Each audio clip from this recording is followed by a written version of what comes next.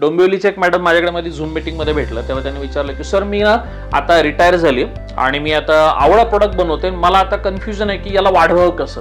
तर मी त्यांना प्रश्न विचारला की तुम्ही आवळा प्रोडक्ट का बनवता. तर ते म्हणले की कारण आवळा हा आरोग्यासाठी चांगला आहे डॅट. तुम्हाला लक्षात आलं असेल पुढचं काय. मी म्हटलं की अच्छा पण कस्टमरची रिक्वायरमेंट आहे का, म्हणजे मार्केटमध्ये असा गॅप दिसतोय का आवळा प्रोडक्टचा किंवा आवळा सिरपचा. तर ते म्हणले नाही की माझी इच्छा आहे की लोकांना चांगलं घालवं. म्हटलं तुमची इच्छा आहे पण ग्राहकांची इच्छा आहे का. तर ते कन्फ्युज झालं. बऱ्याच वेळा आपण आपला जो बिझनेस निवडतो तो आपल्या इच्छेपोटी आपल्याला जे वाटतं म्हणून निवडतो, राईट.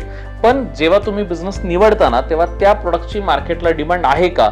जर डिमांड नसेल तर अशी डिमांड आपण क्रिएट करू शकतो का, याच्यावरती बरेचसे उद्योजक काहीही अभ्यास करत नाहीत.